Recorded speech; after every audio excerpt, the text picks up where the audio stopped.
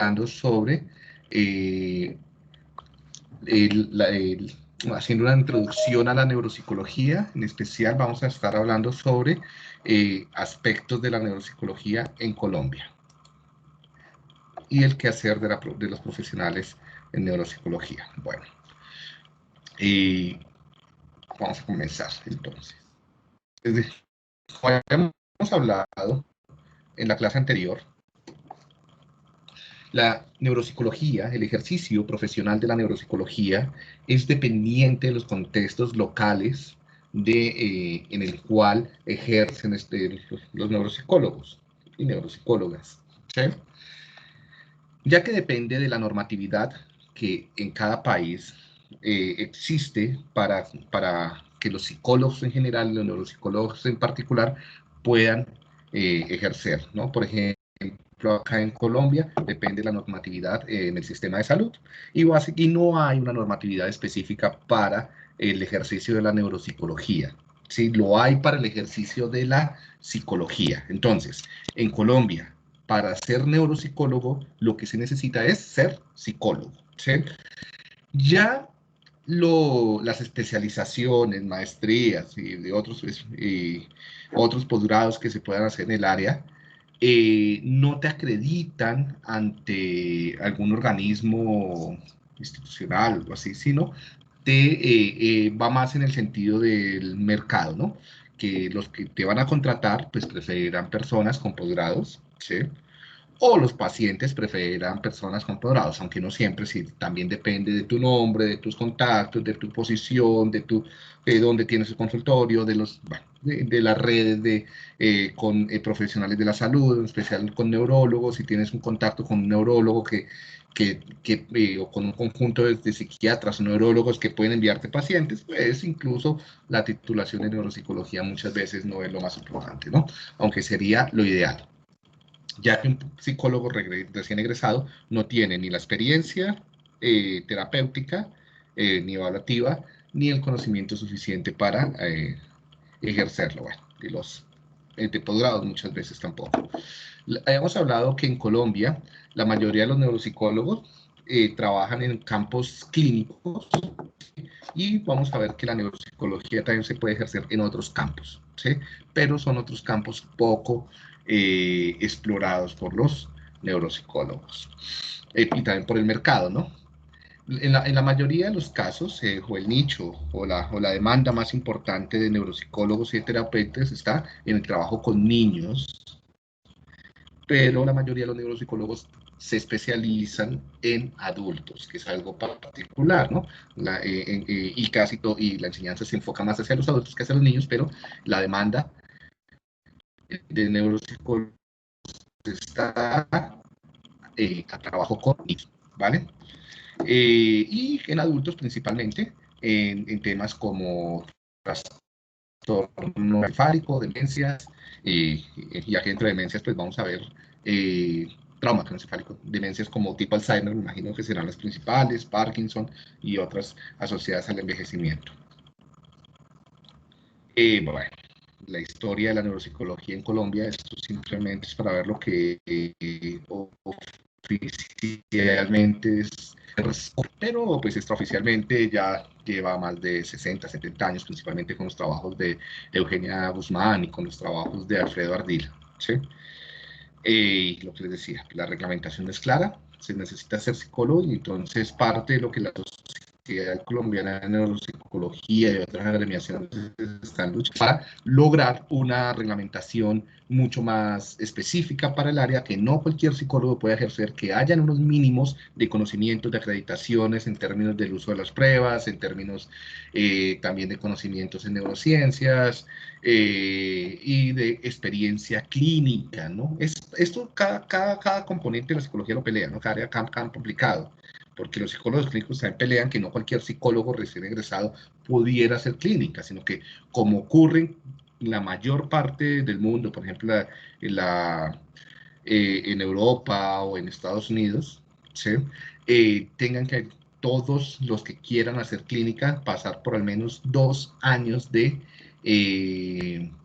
prácticas pero no son prácticas como las que se hacen en la universidad, sino como un tipo de rural, como un tipo de similar a lo que hacen los médicos, ¿sí? Y que yo estaría completamente de acuerdo con eso. Bueno, además que, bueno, algunos desafíos en Colombia. Dentro de los desafíos más importantes vemos que faltan posgrados en neuropsicología clínica y en investigación en componentes experimentales también, en especial posgrados de alto orden. Vemos que hay varios posgrados de tipo diplomados, hay un montón, ¿sí? Entonces, básicamente ustedes ven una sobre oferta de diplomados y cursos breves para aplicar pruebas, y básicamente lo que hacen es eso, enseñar a aplicar una o dos pruebas, replicar una cantidad de conocimientos básicos y muchos de ellos neuromitos, y eso yo creo que incluso muchos de esos cursos breves son contraproducentes para el campo y para el posicionar la neuropsicología como una disciplina un poco más rigurosa, ¿sí? Falta maestrías, hay en Cali, hay en Medellín y en Bogotá, está pues la de la San Buenaventura, creo que abrieron una en La Sabana. Yo creería que la Javeriana debería enfocarse también a abrir una maestría específica en neuropsicología, no general en neuropsicología clínica, en psicología clínica, pero pues esto es algo que tendrá que hacerse a futuro. Y doctorados, no hay en Colombia doctorados en neuropsicología específicamente. Hay doctorados en psicología, hay doctorados en neurociencias, pero no en neuropsicología, ¿sí? Entonces, es algo que hace falta para formar de forma rigurosa neuropsicólogos. Por lo tanto, la mayoría de los neuropsicólogos eh, fuertes en Colombia o fueron formados en el exterior o fueron formados en áreas diferentes a la neuropsicología, o no fueron formados. O sea, lo han sido a partir de su experiencia clínica y ya. ¿Sí?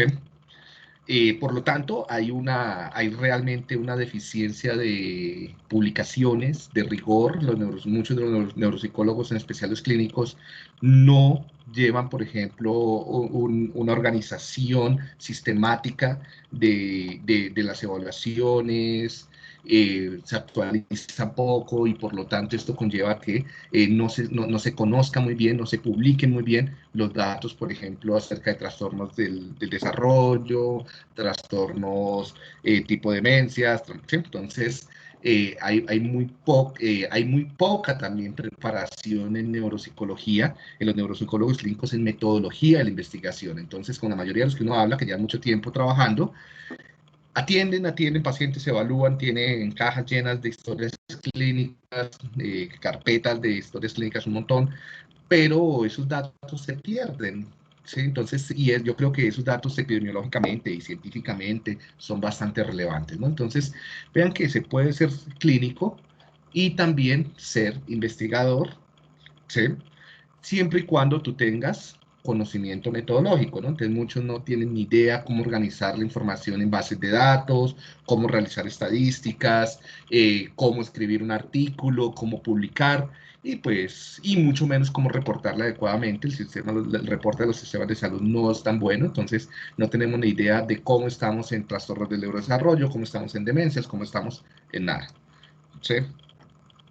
Hay una regulación insuficiente de la población, de la profesión. El colegio de psicología, pues, de verdad tiene, yo lo que he podido observar, no he visto muy buenas prácticas de regulación de la profesión y menos de la neuropsicología. Ustedes verán más adelante que básicamente deben sacar la tarjeta profesional con ellos como psicólogos, ¿sí? Pero más adelante no tienen poco contacto con el COLSIC, ¿no? Acerca de cómo están ustedes ejerciendo su profesión y generando estándares de buenas prácticas profesionales. En neuropsicología, en general la psicología tiene salarios muy bajos y los neuropsicólogos también, aunque los neuropsicólogos deben tener salarios más altos que el resto de psicólogos, eh, pero son bajos en comparación de otros profesionales de la salud. Entonces, si comparamos, por ejemplo, lo que cobra una sesión de evaluación un neurólogo, que es puramente clínica. Los neurólogos no suelen usar muchas pruebas, más a ojo, o analizando pruebas para clínicas, radiológicas, bueno, etcétera. Una cita con un neurólogo privado puede ir muchísimo más allá, una sola cita, de 1 millón de pesos o mucho más, ¿sí? Entonces hay una simetría muy grande entre principalmente los médicos y otros profesionales de la salud, ¿no? Como son los neuropsicólogos y otro tipo de terapeutas. Entonces aquí hay una falencia enorme, enorme, enorme, algo por qué trabajar, y para eso deberían trabajar organizaciones como el COLSIC o la Sociedad Colombiana de Neuropsicología, para tratar de nivelar los salarios, ¿sí? Porque es tan importante o más la evaluación que hace el neuropsicólogo como la que hace el neurólogo, ¿sí? No, y muchas veces, y es muy frecuente, que incluso el neuropsicólogo pueda generar un análisis, una interpretación más elaborada que los mismos médicos, ¿sí?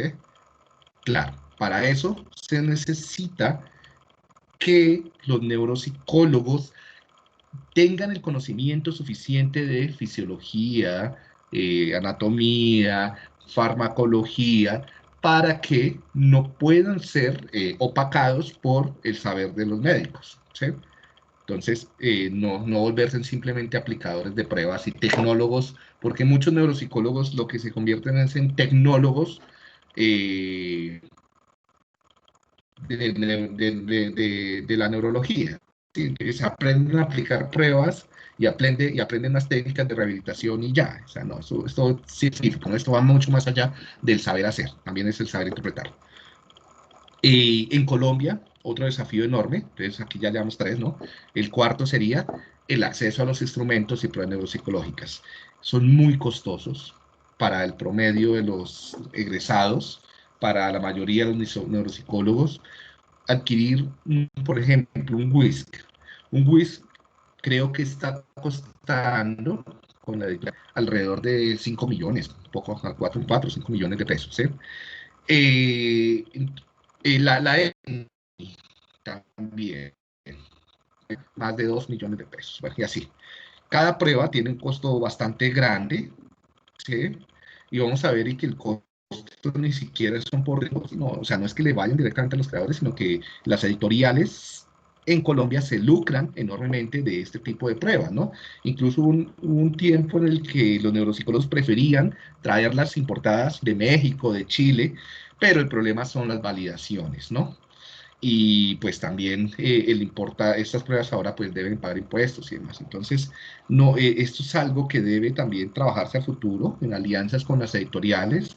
Claro, aquí hay, aquí hay muchas cosas que convergen en una espiral casi que nocivo, ¿sí? Y es que, eh, dado que son tan caras, pues pocas personas las compran.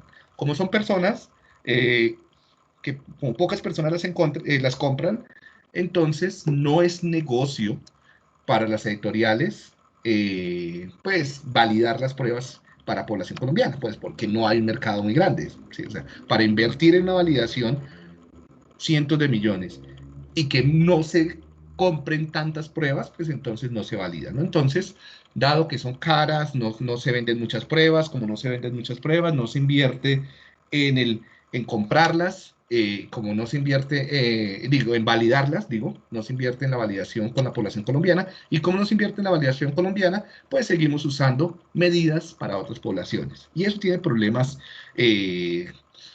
metodológicos, éticos y prácticos o profesionales también, ¿no? Porque estamos usando mediciones hechas para otra población. Estamos tratando de medir, digamos, como medir una mesa a partir de, con las manos, ¿sí? Y que venga después y se ha hecho una medida con manos y que venga una persona con manos más grandes o más pequeñas a medirlas, ¿no? Eso es muy impreciso y es poco válido y puede llevar a diagnósticos imprecisos si tú no tienes el conocimiento suficiente para interpretar las pruebas. La mayoría de los neuropsicólogos lo que hacen es enfocarse en el número de la prueba y si cae o no por fuera de los rangos de normalidad.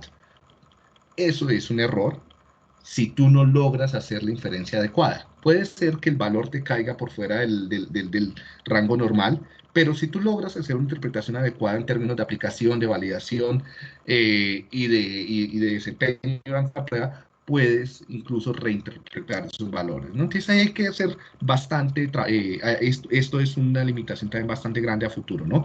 Lograr un acceso mayor a las pruebas y que se generen eh, baremaciones y normalizaciones para población colombiana.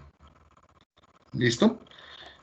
Muchos de estos instrumentos no están adaptados a la cultura, lo acabé de hablar, y definitivamente lo que veo, lo que vemos y lo que yo percibo en gran parte de los neuropsicólogos colombianos, bueno, están alrededor del mundo, es una formación bastante mediocre, ¿sí?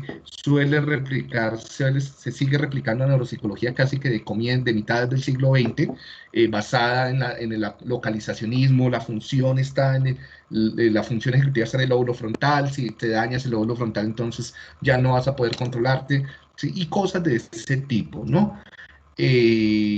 Una neuropsicología aún basada demasiado en casos, demasiado en patologías, y poco conocimiento de neurociencias básicas, de genética, de epigenética, de cultura, de sociedad. Sí, entonces, nos estamos quedando en los modelos de hace más de 50 años, ¿no? Entonces, también la invitación es que demos el paso hacia una neuropsicología del siglo XXI con análisis mucho más complejos. Y no, o sea, así seamos clínicos, no una clínica de la época de Broca, ¿sí? No sé si tengan alguna pregunta hasta acá sobre como los desafíos a futuro de la neuropsicología en Colombia, para los que les interesa formarse en este campo. No, profe. ¿No? ¿Todo bien? ¿Sí? Bien. Todo bien. Todo bien. ¿Qué hace un neuropsicólogo, muchachos? Ahora sí. Que era un poco de lo que ustedes debían preguntar y lo que también les pregunté. Entonces, ¿qué hacen los neuropsicólogos? Cuéntenme.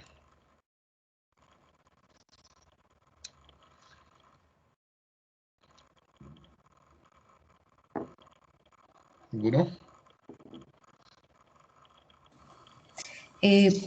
Bueno, yo pienso que tiene que ver mucho como con una evaluación sistémica de las pautas de crianza, de la historia clínica del paciente y la interrelación de datos para poder tener como un acercamiento a un diagnóstico, digámoslo así, y poder fijar como un tratamiento para el paciente.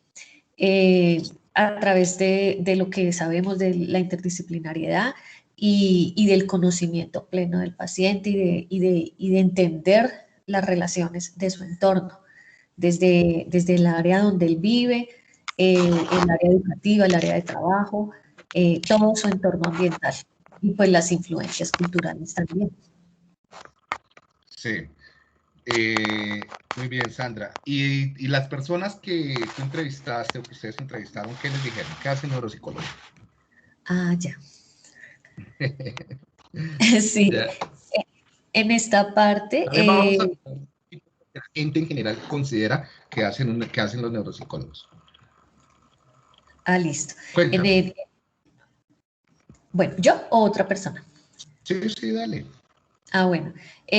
Pues en esta pregunta había de pronto un poco de desconocimiento, pero las respuestas generalizadas fueron que se enfocaban hacia las funciones clínicas y sí, pues hubo una persona que reportó que era relacionado con las funciones de las neuronas en el cerebro, pero más lo reportaban hacia la parte de la función clínica que tenía un neurólogo, un neuropsicólogo. ¿A qué te refieres con la función clínica?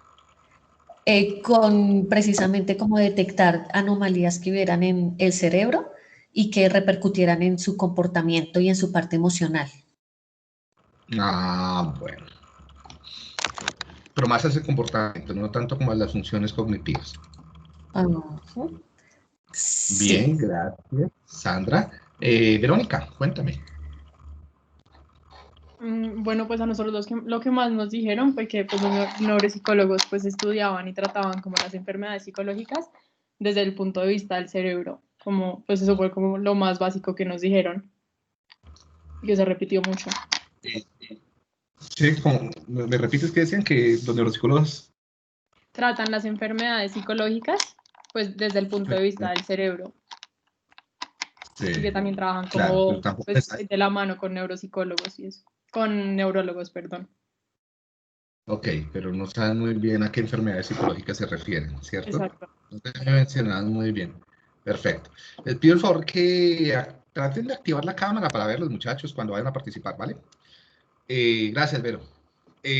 ¿Alguien más quiere decirme qué encontraron?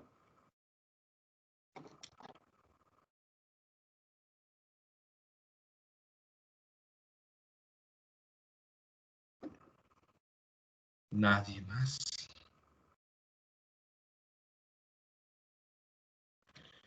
Vamos.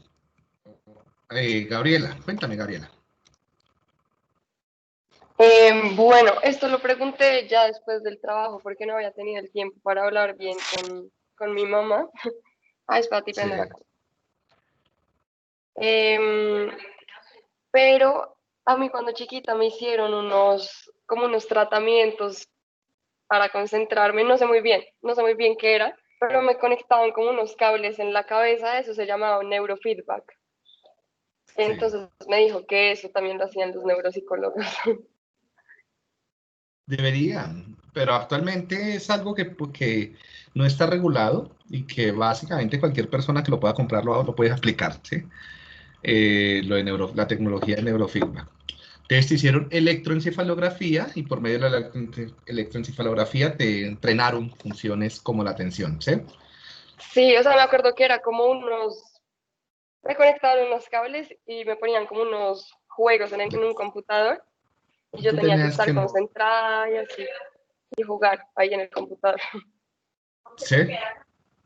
Ah, bueno. Sí, neurofeedback. Son jueguitos que con las ondas cerebrales supuestamente tú tienes que manipular algunas cosas. Después hablaremos un poco más de eso, para si les interesa saber sobre cómo funcionan esas técnicas. Y que cuando hablemos de Vale. intervención, cuáles son los límites de esas técnicas también. ¿Vale? Okay. Pero bueno, Vale. ¿te sirvieron o no? No sé, más o menos. Voy a Sigo preguntarle a tu siendo muy mamá. distraída, pero no, sí. Igual creo que no era nada grave, era como no sé por qué me lo hicieron, pero bueno. Eh, Así como se lo hicieron a Cerebro, el de la presentación. Y así, Eh, tal cual. Tal cual. Que no debería llamarse cerebro, sino encéfalo, ¿no? Porque brain no es cerebro, sino brain traduce encéfalo. Bueno. Entonces, ¿alguien más va a hablar? No veo más manos levantadas. Sigamos entonces para salir de esto. Entonces, básicamente los neuropsicólogos en un componente importante trabajan en evaluación. ¿Sí? Y en evaluación los neuropsicólogos, pues, lo que hacen es aplicar ya hace un rato Sandra nos dijo, primero tratan de, no, siguen siendo psicólogos, ¿no? Entonces hacen una entrevista inicial, una entrevista en la cual tratan de dar sentido al contexto familiar, social, sociocultural, problemático, escolar, laboral de los pacientes. Idealmente, ¿no? No todos los neuropsicólogos lo hacen. Eso es un error, ¿no? Entonces, y el otro componente de la evaluación, que después vamos a ver, tiene que ver con la aplicación de herramientas que te permitan cuantificar y comparar el desempeño en tareas de memoria, atención, razonamiento, funciones entre comillas cognitivas o funciones mentales superiores, como las quieras llamar. Entonces, evalúas el desempeño de estas personas en estas tareas comparándolo con la población, ¿no? A través entonces de tareas normalizadas. Entonces usan también la estadística, más en términos de la psicometría, para tratar de comparar este tipo de desempeños. Después analizaremos muy bien a qué se refieren con evaluación. En Colombia, dado que hay una simetría también, ¿no?, entre evaluación y tratamiento, entonces la mayoría de los neuropsicólogos preferimos hacer evaluación que tratamiento, ¿sí? Y esto sucede pues porque la evaluación la pagan muy bien, el tratamiento no. Sí, entonces una evaluación de 3, 4 sesiones, tú puedes estar cobrando alrededor de 1.500.000, por bajito al menos 800.000 pesos, ¿sí?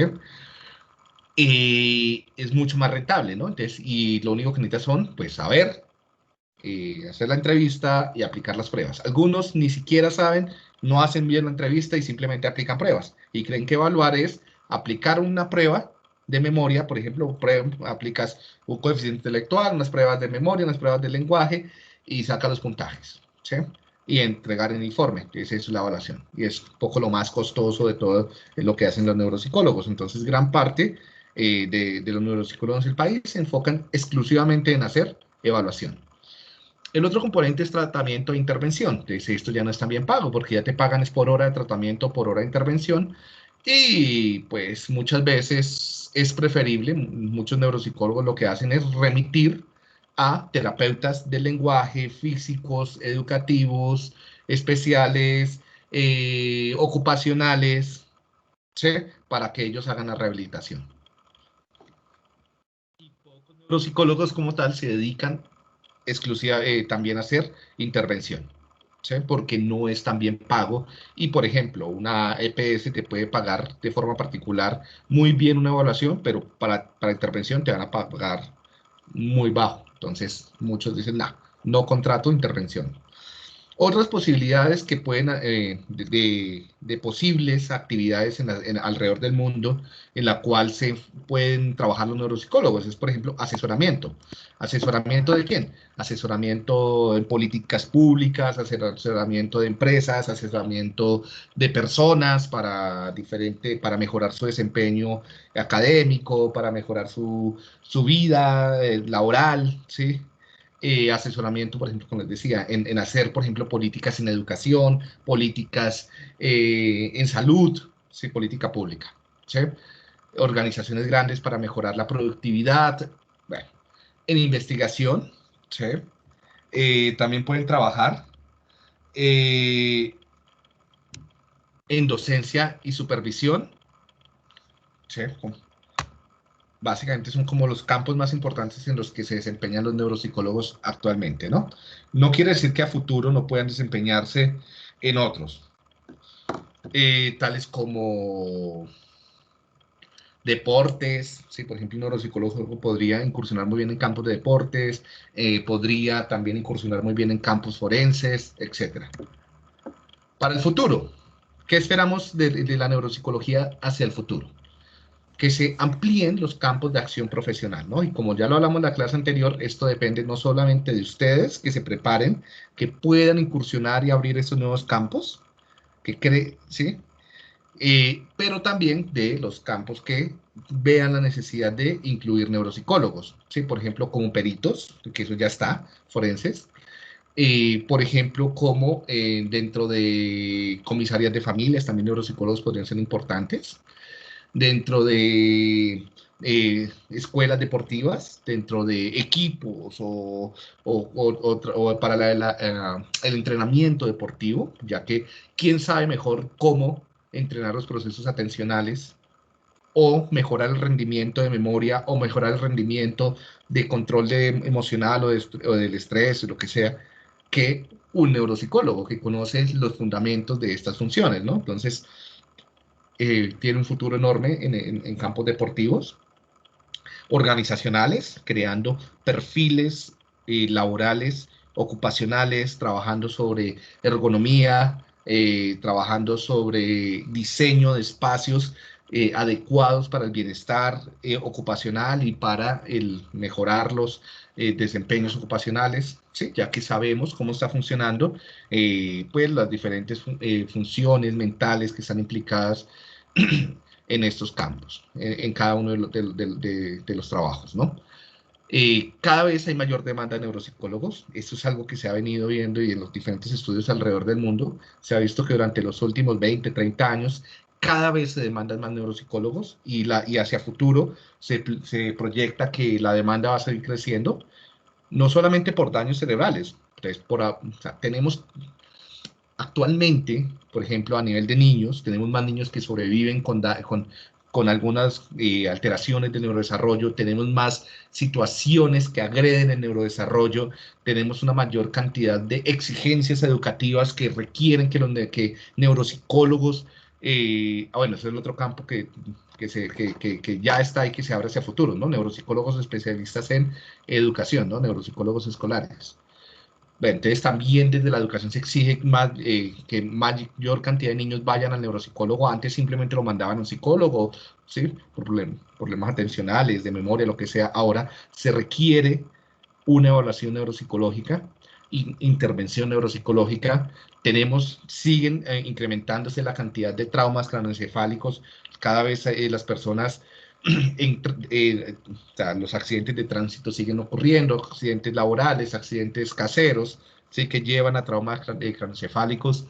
Hay una altísima cantidad, y esto sigue incrementándose, de demencias porque las personas viven más tiempo. Entonces, como viven más tiempo, el cerebro se daña y tienes más discapacidades del envejecimiento, de demencias. Entonces necesitamos mayor cantidad de neuropsicólogos. Entonces, a futuro, esto es uno de los campos de la psicología, de las ciencias de la salud en general, que va a requerir mayor cantidad de profesionales, ¿sí?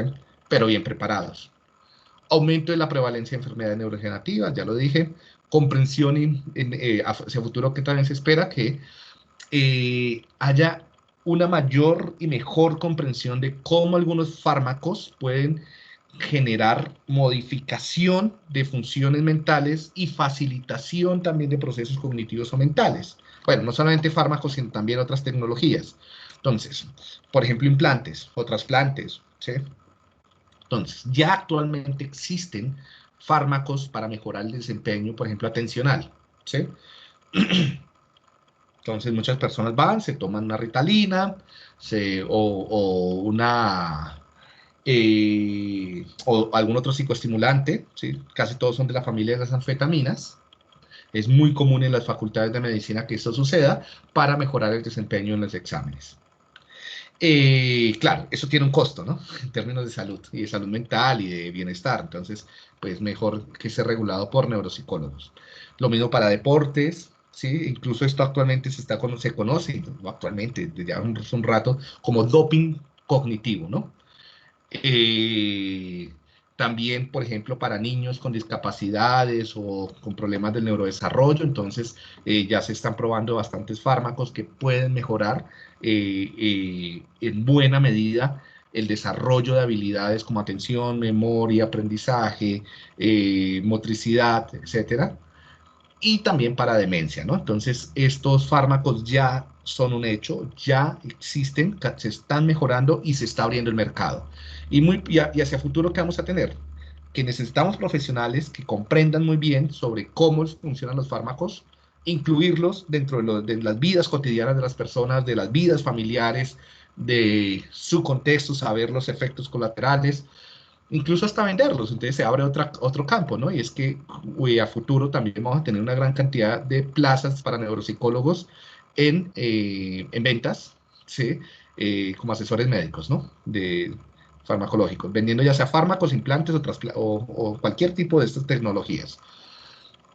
Algo que ya está también y que cada vez se está viendo de una forma más arrolladora son las interfaces cerebro-máquina. Los que vieron psicología conmigo creo que les mostré varias interfaces cerebro-máquina, y pues simplemente a través de electrodos, de pequeños microchips, sí, incluso se están haciendo también algunas interfaces con nanobots. Bueno, esto es una cantidad de nuevas tecnologías que permiten comunicar áreas cerebrales, componentes neuronales con dispositivos mecánicos, digitales, ¿sí?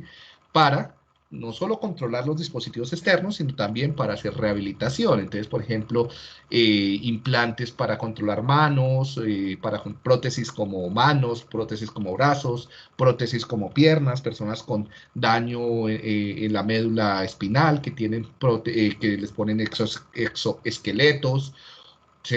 O que tienen, o que han perdido un brazo, una mano, una pierna y con un implante y con una prótesis de una pierna, por ejemplo, pueden volver a caminar manejando la prótesis a través de un chip de silicio que le implantan en la corteza motora y que aprende a usarlo, ¿sí?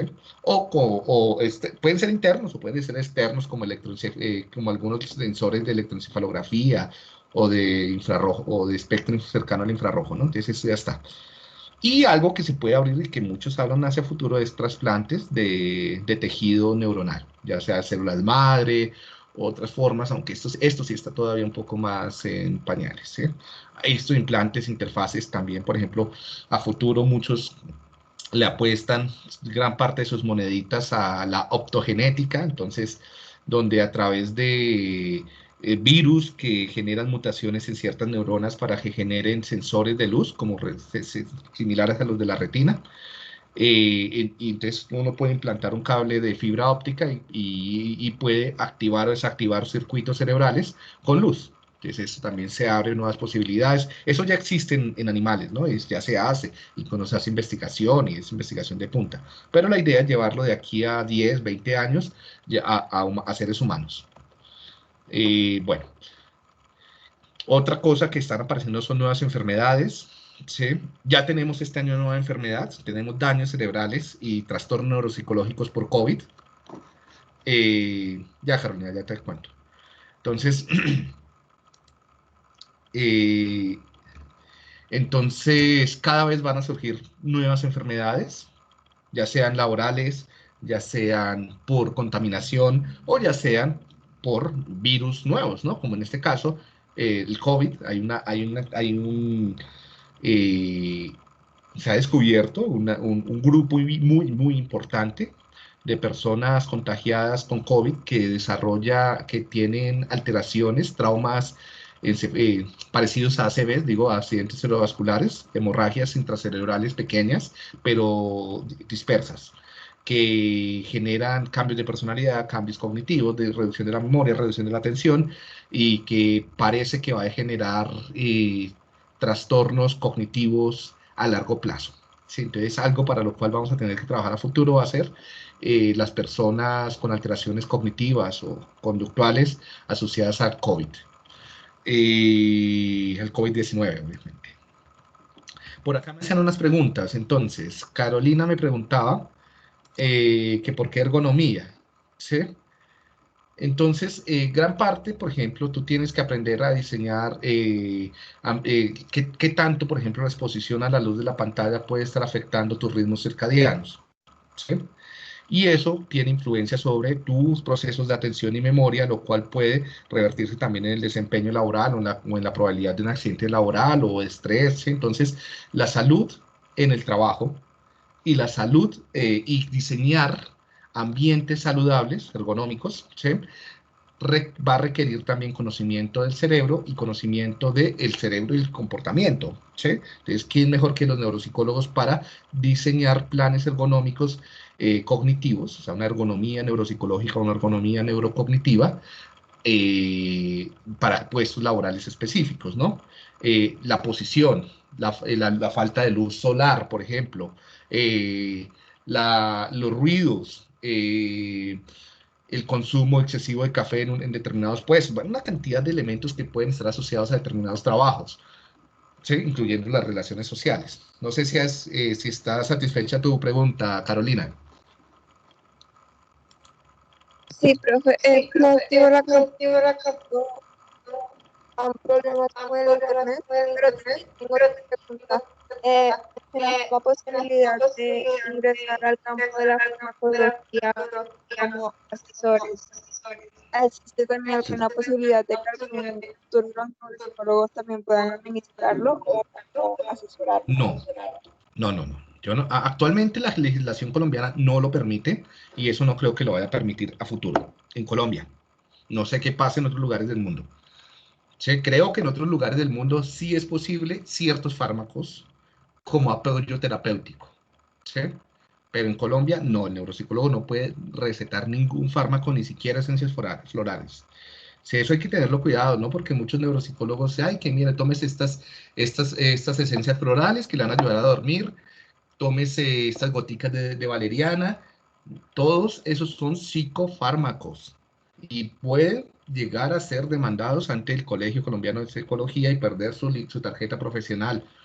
O pueden incluso tener demandas penales mucho más complicadas, ¿no? O civiles, dependiendo de lo que le pase con esas gotas a la persona que se las recetaron. Entonces, no.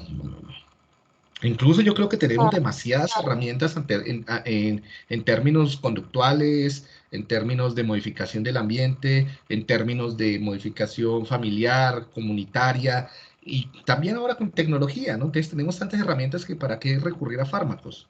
Sí, los fármacos son algo muy impredecible, son algo muy peligroso y que eso es más de mercadeo que a pesar de que se crea que tienen funciones específicas en términos del estado de ánimo o la psicosis o algo así, no, en realidad son más los efectos colaterales que los efectos precisos que hacen. Si alguno ha tomado de pronto psicofármacos sabrá a lo que me refiero, ¿no?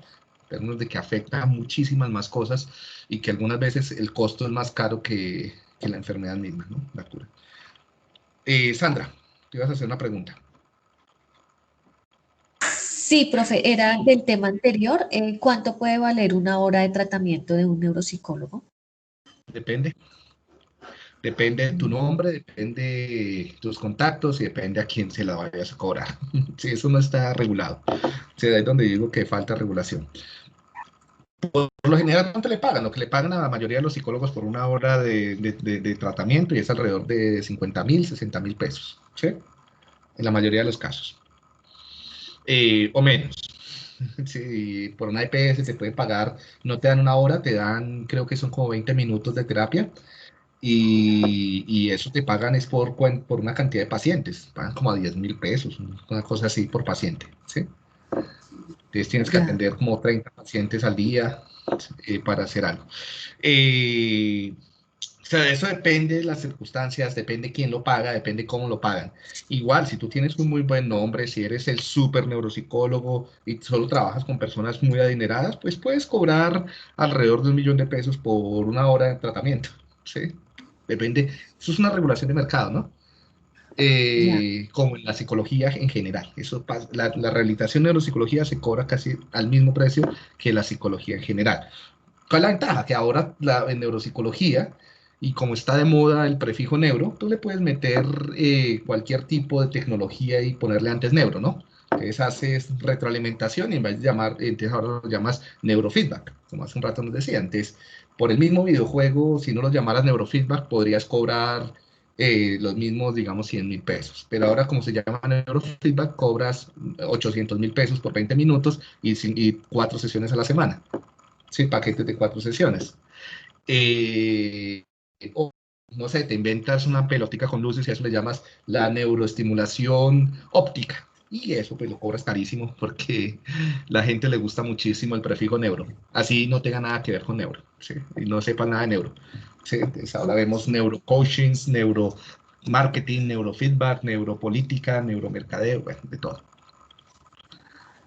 Ya. ¿Sí? Gracias, profe. Es para lo que te Sí. sirve muchas veces el título, así sea un diplomado, así sea un curso de un día, es para tener el cartón que diga que tú eres neuro algo.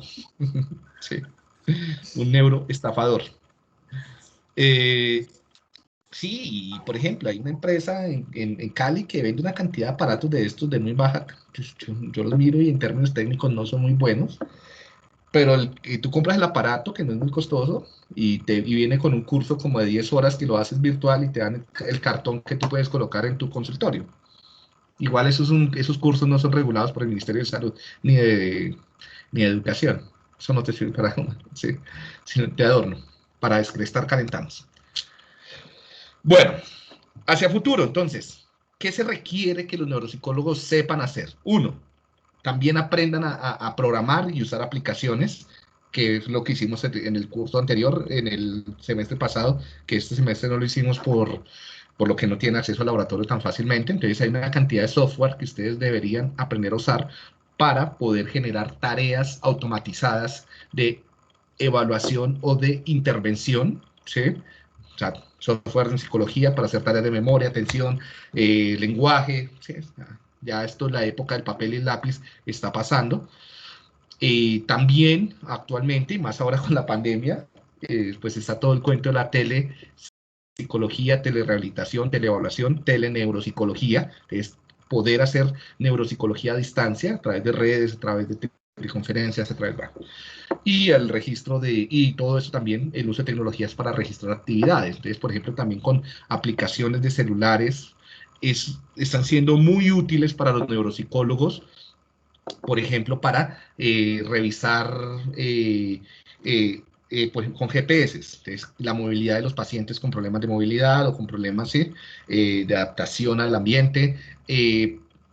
Por ejemplo, agendas, el uso de agendas virtuales o agendas a través de aplicaciones de celular, tareas de entrenamiento diario en memoria, atención, razonamiento, solución de problemas, lenguaje, percepción, motricidad que tienen que hacer las personas a través de lo que la pueden hacer en una tableta o en un celular, y entonces esto va llevando registros diarios donde el neuropsicólogo lo que hace es a través online y de forma telemétrica revisar los cambios y los ajustes, incluso puede hacer comentarios, hay agendas para los padres con niños con discapacidad y demás, donde también pueden consignar sus reportes diarios que el neuropsicólogo los pueda revisar, que también los pueda revisar el profesor, otros terapeutas, ¿no? Entonces, esto es el futuro y parte también lo que deben aprender a trabajar los neuropsicólogos, y otro nicho de laboral es el desarrollo de aplicaciones. Sí, entonces, muchos neuropsicólogos, vamos a intentar que muchos neuropsicólogos se aprendan de algo de ingeniería de desarrollo web o desarrollo de aplicaciones, o se alíen con ingenieros de sistemas para poder desarrollar tanto tareas de evaluación como tareas de intervención y ese tipo de aplicaciones de registro y seguimiento neuropsicológico. ¿Sí? Entonces las posibilidades son muchas. Bien. Controversias sobre esto. Entonces, y esto hacía parte de uno de los artículos, ¿no? Y pues que un poco la nueva neuropsicología nos tiene que llevar a terminar algunos dualismos que son obsoletos y que no sirven para la interpretación. Esa interpretación es como, y ya los que sabrán algo de epigenética, eso lo vamos a ver ahora con el neurodesarrollo, como dualismo gen-ambiente, entonces, ¿qué es importante? Los genes, los ambientes. Esto ya es obsoleto, que va de la mano de la obsolescencia del dualismo naturaleza-crianza, mente-cuerpo, razón-emoción. Bueno, eso es más lo que está en algunas de las lecturas. Entonces, a futuro, que sí es algo que también debe revisarse y que y va a generar mucha controversia, ya genera mucha controversia. Uno, la inclusión del transdiagnóstico, ¿no? Debemos, y los neuropsicólogos deben aprender a detectar marcadores biológicos y endofenotipos para ir más allá del diagnóstico CIE 11 o DSM-5, ¿sí? De los diagnósticos categoriales. Muchas veces los diagnósticos categoriales son una restricción enorme y generan más estereotipos, y tanto en los que evalúan como en los que interpretan, como en los familiares, en la sociedad. Y lo que nos comienza a enseñar las neurociencias en general, un poco la neuropsicología, es que que no hay tales categorías tan estrechas y tan rígidas como nos las presentan los manuales diagnósticos, sino que los problemas de adaptación mental, cognitiva, emocional, lo que sea, están asociados con fenotipos que incluyen desde lo genético, lo celular, lo cerebral, lo corporal, lo familiar, el cognitivo y demás, que una componente importante va a ser identificar esos endofenotipos y poderlos medir a través de biomarcadores para ir más allá de los diagnósticos actuales, ¿sí? De romper esos diagnósticos va a ser un campo controvertido, pero también importante hacia el futuro, ¿no?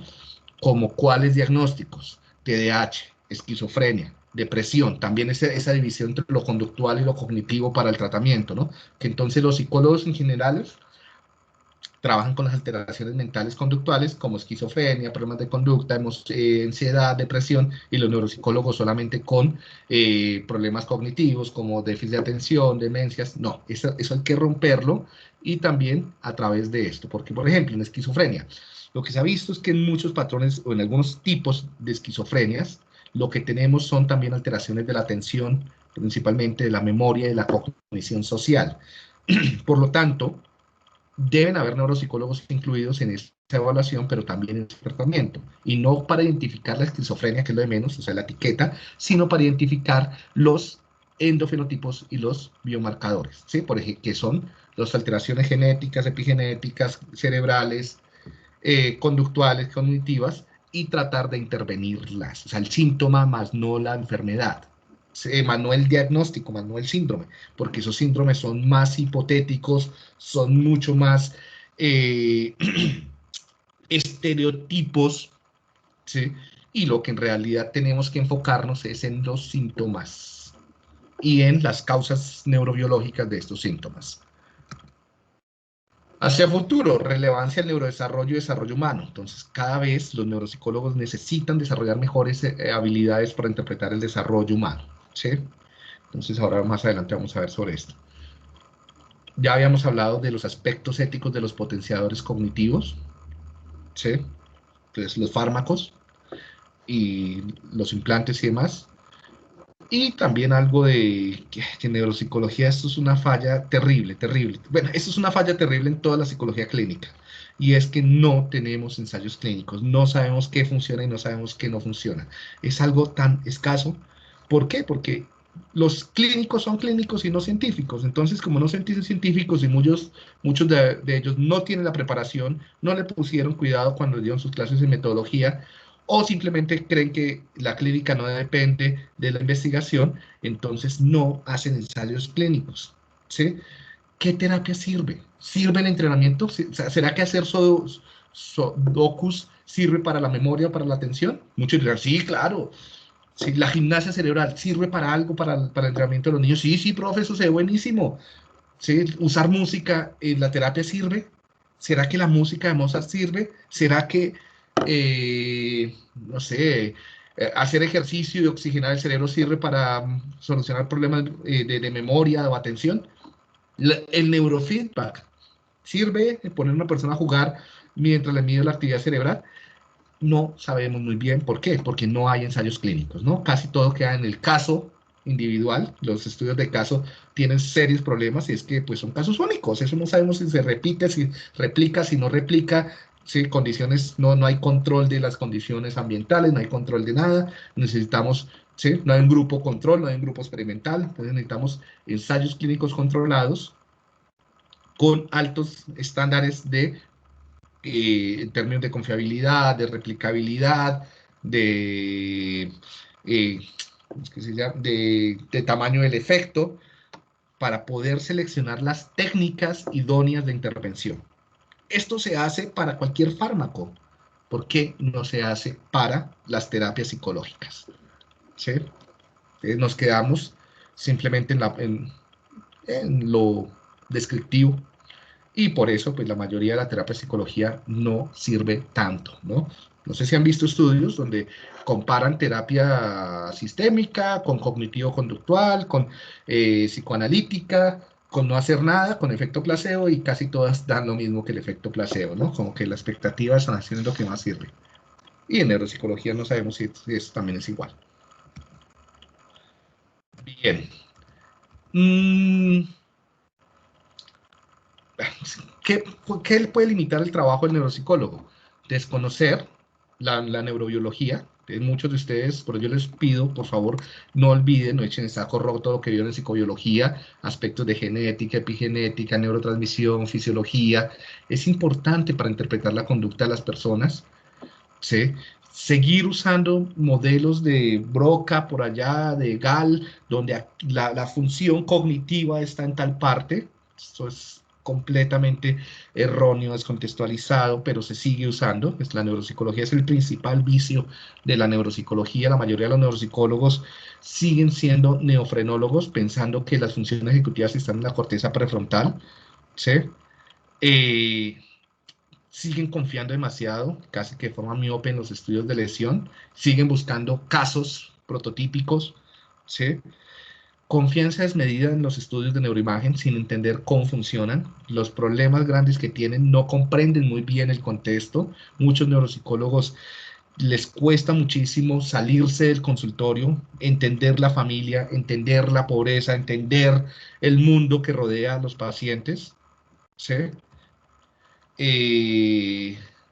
Bueno, y es pues lo que les decía, un interés, un desinterés, un olvido casi total de los aspectos relacionales, históricos, culturales, afectivos, dinámicos, distribuidos, ecológicos, enactivos de la mente humana, ¿no? Entonces, ni se tiene en cuenta lo histórico, la importancia de la familia, la importancia de la relación del neuropsicólogo con su paciente, que la evaluación no estamos midiendo algo que esté dentro, o sea, cuando yo aplico una prueba de memoria, no estoy evaluando una función que esté dentro del cerebro de la persona, sino que estoy mirando la conducta de la persona con base en un contexto, en unas instrucciones que yo le di, si yo me río, si no me río, si me acerco, si no me acerco, si hay buena luz, si no hay buena luz, si es a las 8 de la mañana, si es a las 2 de la tarde, todo eso cambia el desempeño en esa prueba de memoria y eso no se tiene en cuenta. Si yo lo presiono, si no lo presiono, si me tiene miedo, si no me tiene miedo, si tiene expectativas negativas, si tiene expectativas positivas del neuropsicólogo, todo eso influye,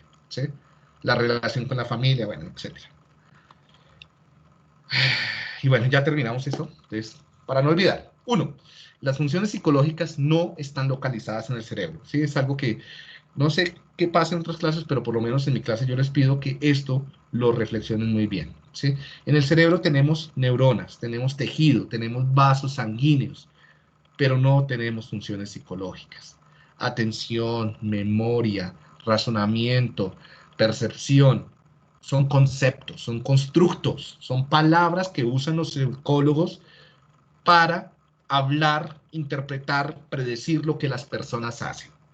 Claro, para poder percibir colores necesito áreas cerebrales, necesito neuronas que se conecten, pero allá no está el color. El color es algo que emerge del funcionamiento de neuronas conectadas con ojos que han tenido experiencias visuales en una cultura donde tienen nombres para colores. Si tú sacas cualquier cosa de esa, ya no vas a tener percepción de color. Si sacas la cultura con nombres para colores, si sacas, o por lo menos no percepción del color como la tenemos, ¿sí?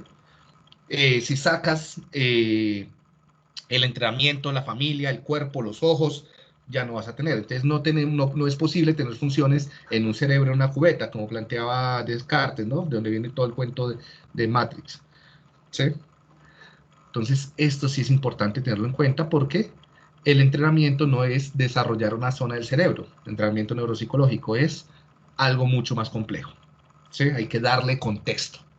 Y pues ahí yo ya peleo con el 99% de los neurocientíficos y de los neuropsicólogos que son supremamente localizacionistas, ¿sí? Pero a mí sí, o sea, todavía me duele tratar de localizar funciones porque, pues, además eso parte de una postura cognitiva, de la metáfora del ordenador, bueno, etcétera, computacional. Otra cosa que no debemos echar en saco roto. Entonces, el cerebro es solo un órgano y está acoplado a un cuerpo que se mueve y tiene una historia. Bueno, es el cuerpo, uno piensa con el cuerpo, uno recuerda con el cuerpo, uno soluciona problemas con las manos. El cuerpo está dentro de la ecuación. Si yo quito el cuerpo, ya las funciones cognitivas desaparecen o se pierden en buena medida, ¿no? Entonces, el cuerpo es imprescindible en la neuropsicología y en la cognición. De esto, el contexto del uso de herramientas. Los pacientes son seres humanos, muchachos, no se les olvide eso. Tienen emociones, tienen expectativas, tienen sueños, sienten. No son cosas para medir o cosas para manipular. Muchos neuropsicólogos y neuropsicólogas ven los niños o ven los ancianos o ven al paciente con daño cerebral como un objeto, como un daño cerebral, como un cerebro que no funciona. Okay, ¿sí? Y pierden el contexto humano. dicen cosas que los hieren, así ellos no puedan expresar que están siendo heridos. He visto casos de neuropsicólogos y neurólogos que sin más ni más le van diciendo, no, mi hija, es que su hijo es un retardado y olvídese de que su hijo va a ser alguien en la vida. Mejor piense, enséñele a hacer escobas para que sea funcional. O sea, cosas como esas se repiten tan cotidianamente y el decir es que, no, yo soy el doctor y yo tengo que ser sincero para bajarle la nube o para que no se haga falsas expectativas. No necesariamente. O sea, tú puedes ser muy sincero, puedes ser muy profesional sin ser una mala persona, ¿sí? Y sin herir a los demás. Entonces, por favor, que no se nos olvide que muchas personas, como se ponen el prefijo neuro y una bata, se les olvida que son psicólogos. Entonces, no, seguimos siendo psicólogos. Todo proceso psicológico cambia, entonces hay que tener en cuenta la el tiempo, ¿sí? Los cronotipos. Y pues ya les mencioné que los procesos psicológicos son constructos hipotéticos, por lo menos, entonces por lo tanto cambian y dependen de más de la política en la psicología que de la verdad, ¿sí? O sea, decir que la memoria es esto es un juego más de personas que tienen cierto poder dentro de la psicología, se pongan de acuerdo, que algo que en realidad exista en la naturaleza, ¿sí? Bien.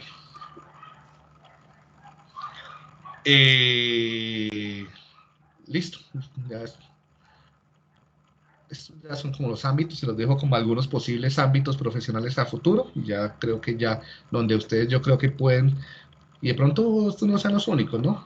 Pueden haber más, ¿no? Entonces ustedes pueden conseguir trabajo en consultorios, donde también pueden conseguir trabajo en apoyo a psicólogos clínicos, en educación, asesores de política pública, orientación de comunidades o de salud comunitaria, equipos de investigación, comités bioéticos en ámbitos forenses y legales, entrenamiento deportivo, desarrollo de tecnología y asesores, por ejemplo, para la industria farmacológica. ¿Sí? Bueno, y también, por ejemplo, en neuropsicología de la aviación, neuropsicología espacial, neuropsicología de submarinos, lo que quieran también. ¿Sí? Esto es como donde actúan los neuropsicólogos en diferentes lugares del mundo. ¿Sí? Ya con esto damos por terminado el componente introductorio de la neuropsicología. No sé si tengan comentarios, preguntas antes de terminar esta parte.